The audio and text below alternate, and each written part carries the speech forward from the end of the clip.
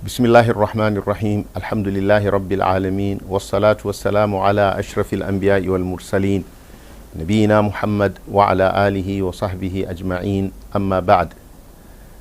Dear viewers, Assalamu alaikum wa rahmatullahi wa barakatuh, and welcome to this year's episode of Sahur live on NTA. We first start by thanking Allah Tabaraka wa Ta'ala for making us witness yet another Ramadan, which is an addition to us in our lifetime and a chance for us to have an increase in our good deeds. Because as the Prophet Sallallahu Alaihi Wasallam, when he was asked, who is the best of people? He said, the one who has a long life and who was able to act and have good deeds. So this is another opportunity for us to have a longer life and more deeds of goodness. The topic of our short talk in this episode is on drawing near to Allah Tabaraka wa Ta'ala through acts of obligatory injunctions of Allah. The purpose of our creation is to worship Allah, as Allah said, وَمَا خَلَقْتُ الْجِنَّ وَالْإِنسَ إِلَّا لِيَعْبُدُونَ. I have not created I have not created mankind and the jinn except that they worship me. So the whole essence of our existence, of our life, is to worship Allah. And worshiping Allah is what draws us close to Him. In a hadith al-Qudsi, that is a hadith which the Prophet Sallallahu Alaihi Wasallam is reporting on the authority of his Lord, Allah Tabaraka wa Ta'ala. The Prophet Sallallahu Alaihi Wasallam said, Allah Tabaraka wa Ta'ala has said, Man ada li waliyan faqad adhantuhu bil muharaba. Whoever goes into enmity with one of the close servants, the friends, the ones that Allah patronizes, whoever goes into enmity with them, then I have declared war on him. Then he said, وَمَا تَقَرَّبَ إِلَيَّ عَبْدِي بِشَيْءٍ أَحَبَّ إِلَيَّ مِمَّا افْتَرَضْتُهُ عَلَيْهِ. A servant of mine does not draw near to me with something more beloved to me than what I have made obligatory on him. So the gateway to drawing close to Allah, the first step of drawing close to Allah, is in observing the obligatory acts.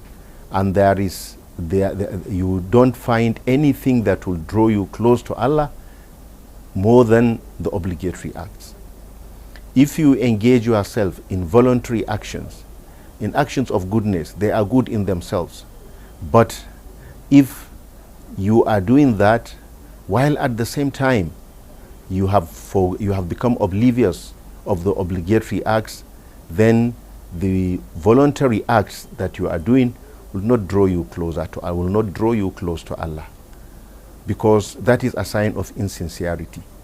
The essence of worshiping Allah is that you worship Allah for the love of Allah, not for your own love, not for any other desire, not for any other purpose, but to seek the pleasure of God. And the best and the most truthful way of seeking His pleasure is in keeping His limits. So if you draw close to Allah through observing the obligatory acts, one, that is a symbol of true sincerity, that you are sincere in your assertion that you are indeed a true slave of Allah, because the true slave is the one who does the bid of his master. So the obligatory acts, they have been clearly stated, and the most important of the obligatory acts is the 5 daily prayer. So it is not possible for someone to have a close relationship with Allah Tabaraka wa Ta'ala if he does not observe the prayer at its appointed time. The 5 daily prayers. That is why the Quran is replete, so many references to alladhina yuqimuna as-salata wa yu'tuna az-zakah. those who uphold the prayer, who establish the prayer. Establishing the prayer is what Allah always says in the Quran. And among the obligatory acts, of course, is the fasting, which we are witnessing. The fasting of Ramadan, which Allah has said, Kutiba alaykumus siyam. That is, the fasting has been enjoined upon you. So it is an obligation. So fasting is one way of drawing close to Allah, because the Prophet, as the Prophet sallallahu alaihi wasallam reported, that Allah himself said, the fasting is for me, and I am the one that will give compensation, that will reward the one who does it. So you can see that this act of obligation has been chosen by Allah after prescribing it upon us, so as to have a special relationship between us and Allah, because Allah is the only one who will give reward upon it. Drawing close to Allah through the obligatory acts does not stop in only doing the obligatory acts, but also in leaving the prohibited acts. When you leave the prohibited acts, you are actually acting upon the obligatory acts, because every prohibition entails in itself a command, an obligation. So when you are commanded not to engage in stealing, it says at the same time you are prohibited from stealing, but at the same time it is enjoined upon you that you protect the wealth of others. You don't that is, you observe the limits regarding your financial activities, so that it does not entail squandering the wealth of others unjustly. So every prohibition that you see, it entails within it a command. That is why they say, an-nahyu an-shay amrun bi-dhiddihi. That is, a prohibition against a thing is a command to do its opposite. When you are commanded to avoid fornication, it means that you are when you are prohibited from committing fornication and adultery, then you are also made, it is obligatory upon you to guard your desire, to put a limit to how you make to your engagement with your desires. Now all these, they are the things that open the doors of acceptability with Allah Tabaraka wa Ta'ala, because they are the ones that show that the person is sincere to Allah. Because true sincerity means true slavehood, and true slavehood is true obedience to the bid of your master. Now the obligatory acts in themselves, they need support, and apart from your dedication to Allah, that you are striving to get near to Allah, there are things that are supposed to support you in doing the obligatory acts, and that is where the voluntary acts come. The voluntary acts, they are promulgated upon us.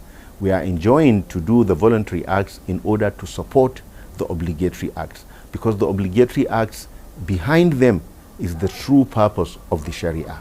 Every act of obligation, it entails in it a sublime wisdom, a true purpose, a true goal, a true objective, a sublime objective that is achieved through acting upon it.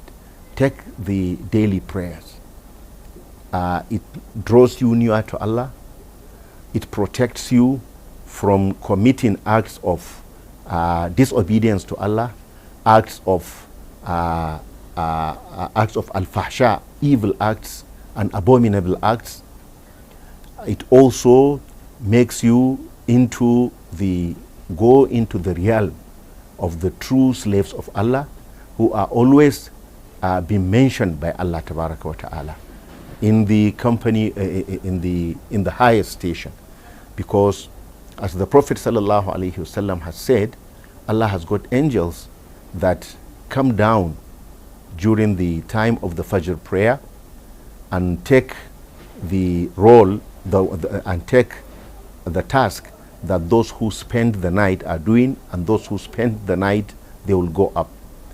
And at the time of Asr. Now, when they go, Allah will ask them, what did you find my slaves doing? They will tell him, we found them praying. And what did you leave them doing? They said, we found them praying. So this is a testimony. A testimony. Now, this kind of testimony in the highest station, the angels and the purified souls that are near to Allah Tabaraka wa Ta'ala, it is the thing that makes you to be remembered when you are in difficulty. When you raise your hands to Allah, the angels will say, this is a voice which we have known. He has been devoted to you, O Allah. Answer his prayers, and they will intercede for you. So these are all among the sublime purposes and the sublime wisdoms of this act of prayer. When you look at every obligatory act, you will find that there are these these sublime objectives that are achievable through those acts. So drawing near to Allah Tabaraka wa Ta'ala, it entails in it all these beautiful things which they make the slave to be close to Allah Tabaraka wa Ta'ala. And closeness to Allah means that when you raise up your hands in prayer, Allah will answer your prayer. Because as Allah has said, you guard yourself, you guard Allah, and Allah will guard you. You protect the limits of Allah, and Allah will protect you. You become known to Allah at the time of ease, and Allah will remember you during the time of difficulty and hardship. So this is the secret of drawing near to Allah. And the obligatory acts, they are not only the ones that are between us and Allah Tabaraka wa Ta'ala, but the obligatory acts of respecting, of goodness to the creation. That is, observing the limits regarding the wealth and the life and property and honor of other human beings. Those have been made sacred in the sight of Allah. So these are acts of obligation. That is, you don't engage in what will bring harm to somebody's life. Talk less of taking his life. You don't. You protect. You guard against transgressing against his wealth. You don't take his wealth through stealing, through kidnapping, through acts of banditry and other acts. You protect his honor. You don't backbite him. You don't slander him. You don't abuse him. You don't engage in anything that will taint his honor. These are all obligatory acts which, when you observe them, you draw close to Allah Tabaraka wa Ta'ala. And there is no way that you can draw close to Allah Tabaraka wa Ta'ala except through these acts of worship. And definitely the fundamental act of obligation that will draw you near to Allah Tabaraka wa Ta'ala is in Tawheed. That is declaring the unity of Allah and avoiding ascribing partners to Allah.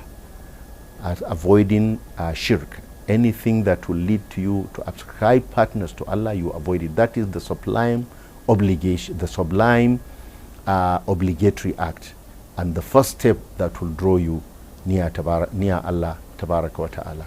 May Allah make us among those who are close to Him and who always draw near to Him. The stations in drawing near to Allah, they are infinite. The moment you reach a station, there is another one higher than it. But this will only be realized when you take the first step of observing the true obligations that Allah has placed upon you. Wallahu ta'ala a'lam wa sallallahu wa sallama wa baraka ala abdihi wa rasulihi sayyidina wa nabiyyina Muhammad wa ala alihi wa sahbihi ajma'in.